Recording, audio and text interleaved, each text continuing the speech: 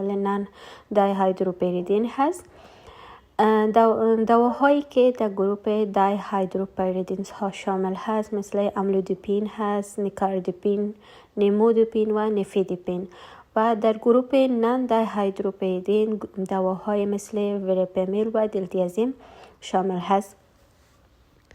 مکانیزم تاثیر دواها متفاوت هست. گروپ نان دای هیدروپریدین که هست میتونه که بیشتر بالای عضله قلبی تاثیر میکنه، بالای اسنود و عجلات مایوکاردیوم، کانترکتل مایوکاردیوم تاثیر میکنه، ولی تاثیراتش بالای اوعیه ها یا آرتری ها پریفرال کمتر میباشه. ولی گروپ دای هیدروپریدین که هسته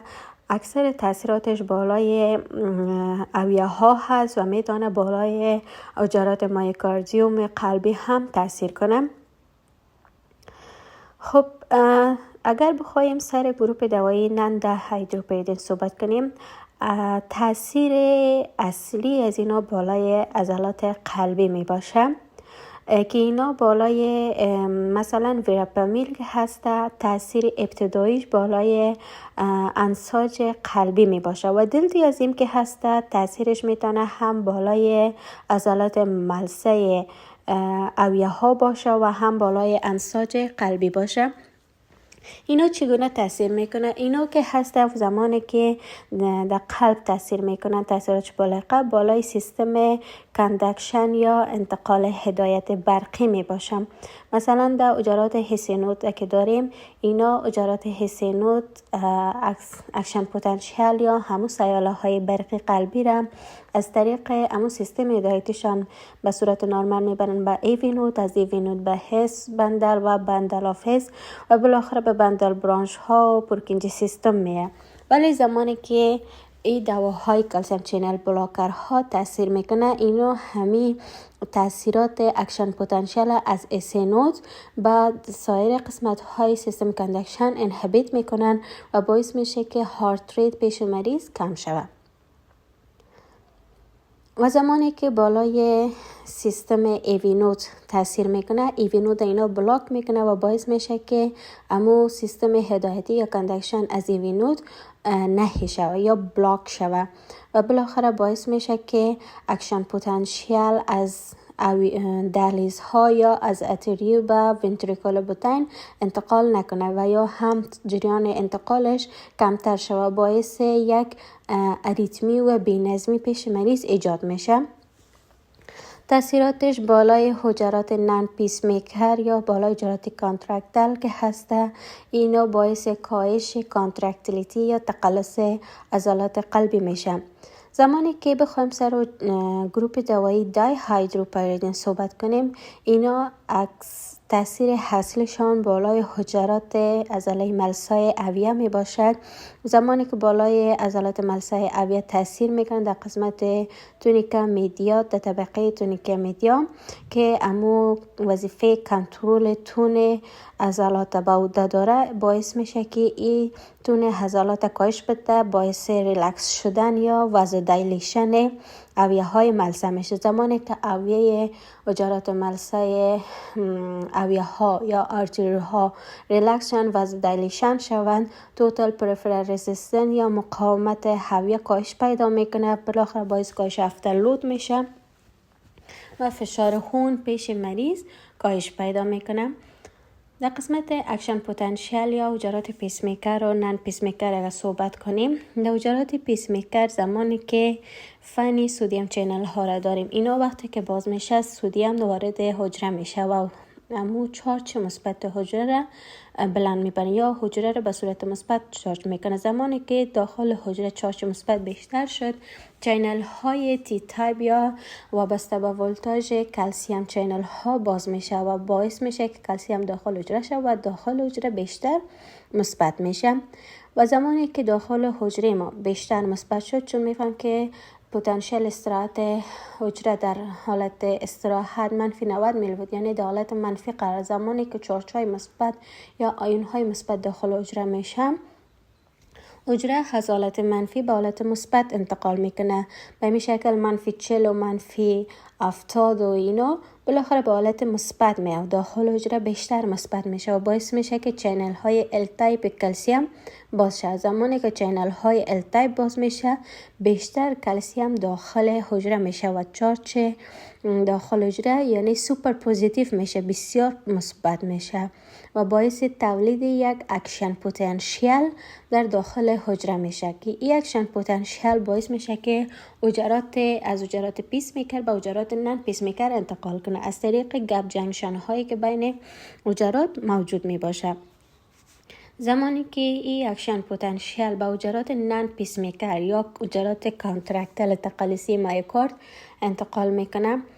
اکشن پتانسیل چارج های مثبت است و اینا باعث میشه که چینل های سودیم وابسته به ولتاژ یا ولتاژگیت سودیم چینل ها باز شود. زمانی که چینل ها باز میشه سودیم که چارج یا آیون مثبت است داخل حجره میشه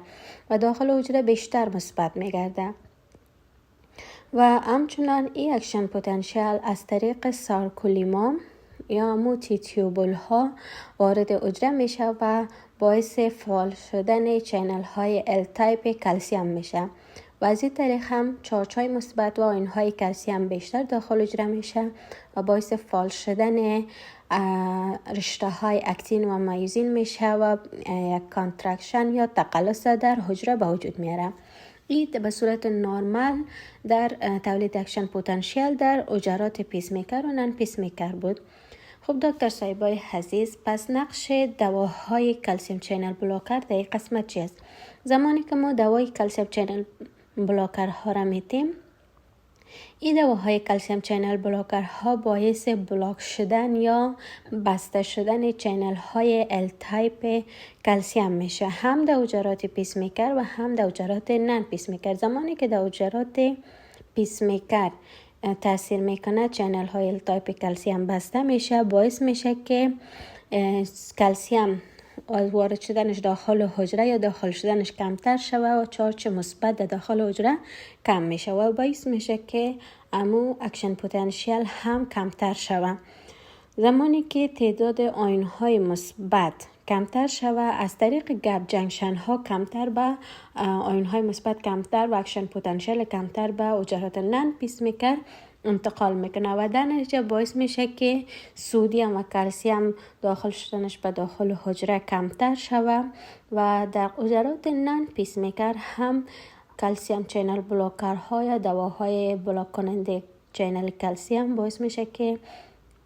چینل های ال تایپ کلسیم در حجرات نان پیس میکر هم بلاک یا بسته شود و به این ترتیب هم با مانع داخل شدن بیش از حد کلسیم به داخل حجره میشه و تقلصیت و کانترکتیلیتی حجره را کمتر میسازن. این مکانیزم تاثیر دواهای کلسیم چینل بلوکر ها بالای حجرات پیس میکر و نان پیس میکر در قلب بود. اگر ما بخوایم تاثیرات دواهای کلسیم چینل بالای عضلات ملسای هاویه ها صحبت کنیم، در عضلات ملسای هاویه گفتیم در قسمت تونیکا میدیا تاثیرات میکنه و تون عضلات کاهش میده. پس چگونه؟ در قسمت تونیکا میدیا هم شما دکتر صاحبای عزیز میفهمین که چینل های ال تایپ کلسیم موقعیت داره که از طریق از او به می شکلی که قبلا تشریح کردیم کلسیم ها وارد حجره میشه و باعث یک اکشن پتانسیل میشه. در جریان دیپولریزیشن کلسیم ها وقتی که داخل طبقه تونیکا میدیا عضلات ملسای هاویه میشه، اینا میرن به یک مولکول کلمودولین وصل میشن و باعث میشن که کلمودولین کاینیز فعال کنن و این کلمودولین کاینیز باعث میشه که مولکول لایت چین کاینیز فسفوریلیشن کنه به فسفوریلیتد مولکول لایت چین کاینیز تبدیل کنه و این باعث فسفوریلیشن مایوزین ها میشه که از طریق امو بریج ها یا پل هایی که در رشته های اکتین و مایوزین وجود داره عبور میکنن یا امو بریج ها و پل ها را میسازن و باعث تقلص عضلات میشه. ولی زمانی که ما کلسیم چنل بلاکر ها را به این مریضا میتیم باعث میشه که همین چنل های ال تایپ کلسیم بلاک شه و ورود کلسیم به داخل طبقه تونیک میدیای هویه کمتر شوه و کلسیم وقتی کمتر شوه باعث بایندینگ یا وصل شدنش به مولکول کالمودولین کمتر میشه و کیمکاینیز هم کمتر میشه و باعث میشه که فعال شدن مولکول لایت چین کاینیز کمتر شه و زمانی که هی عکس العمل صورت نگیره باعث کاهش تقلصیت یا کانترکشن اویه میگردد. پس اندیکیشن یا به کدام مریضا ما از دوای کلسیم چنل بلاکر ها استفاده کرده میتونیم یا توصیه میکنیم؟ چون که دواهای کلسیم چنل بلاکر ها باعث کاهش آرت ریت یا ضربان قلب و همچنان باعث کاهش هدایت ایوی کاندکشن پیش مریض میشه، میتونیم به مریضایی که اریتمی های فوق بطینی داشته باشن با اون مریضا بدیم. مثلا کسایی که سوپراونتریکولار تاکیکاردی ها یا تاکیکاردی های فوق بطینی دارن، کسایی که اتریال فیبریلیشن و اتریال فلاتر دارن، چون که ضربان و ریت قلب در این مریضا بیشتر می باشه به خاطر کاهش ضربان و کاهش سیستم هدایت برقی قلب یا کاهش ایوی کاندکشن پیش مریضا تجویز کنیم. همچنان یک حالت دیگه داریم که به نام پریمچور اتریال کانترکشن یاد میشه که در این مریضا همچون اکتوپیک فوسا یا از نقاط مختلف اکتوپیک در این مریضا در قسمت اتریوم نقاطی وجود داره که بجز هست حسی نود اینا سیاله تولید میکنن که و میتونه از طریق جنکشن های پریمچوری که خارج از ایوی نود و ایسی نود باشه سیاله تولید کنه و باعث بلند رفتن ریت قلب پیش مریضا شود. دلایلی که پیش این مریضا میتونه که این حالت پریمچور اتریال کانترکشن به وجود بیایه یا PAC ها به وجود بیایه، میتونه که نوشیدن الکل باشه، سیگرت کشیدن سموکینگ و یا هم عدم تعادل یا همبالانس الکترولیت ها باعث شود که میتونه با دیگه حالت ها را پیش مریض به وجود بیایه. زمانی که این حالت پریمچور کانترکشن پیش مریض به وجود میاد باعث تولید انواع مختلف اریتمی ها و بینظمی ها مثل اتریال فیبریلیشن پیش مریض شود که اعراض و علائم خطرناک پیش مریض به وجود میاد مثل که تاکیکاردی های شدیدی که در اتریال فیبریلیشن و فلاتر هست پیش مریض به وجود میاد. پس به خاطر تداوی این مریض هم میتونیم کسایی که PAC دارن و سوپراونتریکولار تاکیکاردی دارن نشان بدیم. در قسمت دیگه مریضایی که آنژین داشته باشن، کسایی که هایپرتنشن داشته باشن با مریضا میتونیم، چون این دواهای کلسیم چنل بلوکر ها دکتر صاحبای عزیز کانترکتیلیتی یا تقلصیت قلب کاهش میده و در نتیجه باعث میشه که کاردیاک اوتپوت پیش مریض کم شود و همچنان BP یا فشار مریض کاهش میده و باعث کاهش اکسیژن دیماند پیش مریض میشه. پس در مریضایی که آنژینا پکتوریس دارن یا آنژین صدری داشته باشن بجز فقط به مریضایی که اکیوت کورونری سیندروم داشته باشن یا سیمپتوم داشته باشن به اونا نمیدیم. به مریضایی که استیبل آنژین داشته باشن و مریضایی که نتارن بیتا بلاکر ها را تحمل کنن و یا هم پاسخ در مقابل دواهای بیتا بلاکر نداشته باشه به اون مریضا میدیم. دیگه مریضای ما که پرنسمیتال آنژین داشته باشن، چون در این مریضا بیتا بلاکر ها مانع هست یا مزاد استدباب هست به او خاطر که یک وازوسپاستیک آنژین هست، به این مریضا هم میتونیم از کلسیم چنل بلاکر ها تجویز کنیم. دیگه مریضایی که هایپرتنشن داره، چون این دوا را گفتیم کانترکتیلیتی را کم میشه، کاردیاک اوتپوت کم میشه، BP را پیش مریض کاهش میده.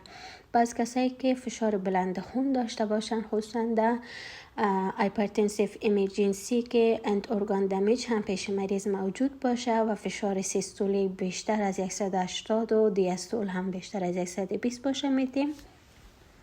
و دیگه در فشار بلنده که پیش خانم های حامله ایجاد بشه که hypertension in pregnancy هست یا gestational hypertension یاد میکنیم، میتونیم بدیم. دوایی که در این مریضا چایس می باشه نیفیدیپین هست. اندیکیشن بعدی دوای کلسیم چینل بلاکر ها به مریضای